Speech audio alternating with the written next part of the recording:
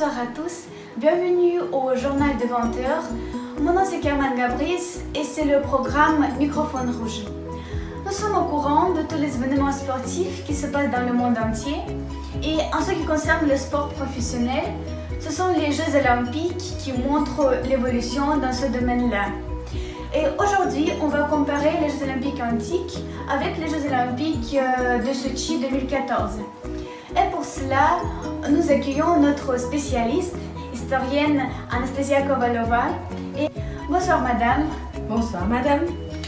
Vous êtes un spécialiste diplômé dans le domaine du sport. Pourriez-vous nous parler un tout petit peu de l'histoire et des origines des Jeux Olympiques, s'il vous plaît? C'est une question passionnante sur laquelle j'ai écrit ma thèse. Les Jeux Olympiques sont apparus au 8e siècle dans la Grèce antique. À cette époque, il y avait 293 Jeux à Olympia. Après cela, c'était Pierre de Coubertin qui a rénové les Jeux Olympiques contemporains qui sont devenus accessibles à tous les pays. Quand je parle de ce sujet à mes étudiants, je leur montre un dessin animé qui illustre d'une façon simple les origines. Un jour, une question. Qui a inventé les Jeux Olympiques? Les origines des Jeux remontent à l'Antiquité grecque. Les athlètes concouraient en l'honneur des dieux sur le site sacré d'Olympie.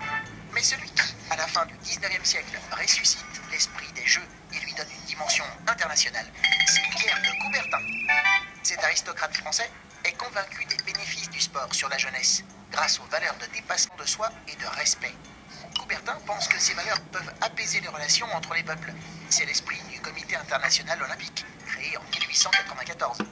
Ainsi, les premiers Jeux olympiques modernes sont ouverts le 6 avril 1896 à Athènes, il y a 120 ans. C'est également Coubertin qui imagine le drapeau aux anneaux, symbole de l'union des continents.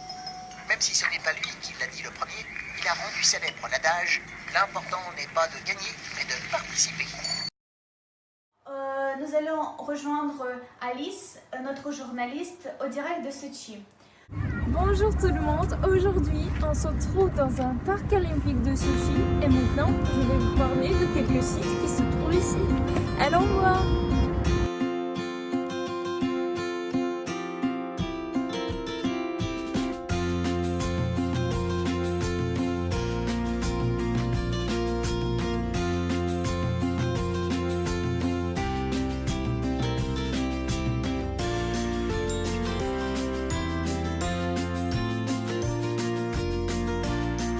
Au centre du parc se trouve la fontaine qui a été construite pour la grande ouverture et les cérémonies de clôture des Jeux Olympiques d'hiver. Derrière la fontaine, on peut voir le bâtiment principal, la stade olympique d'une capacité de 40 000 places.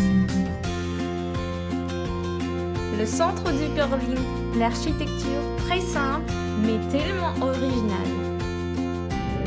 Dans le cadre du projet Sochi 2014, on a aussi modernisé l'académie de tennis.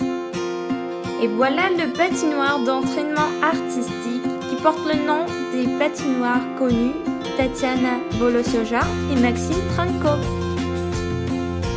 Le plus grand bâtiment, c'est le palais Iceberg.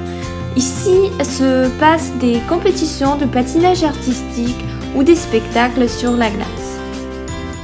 Le palais Bolchoï et le palais Chaïba sont les deux arènes construites pour l'organisation des matchs du hockey.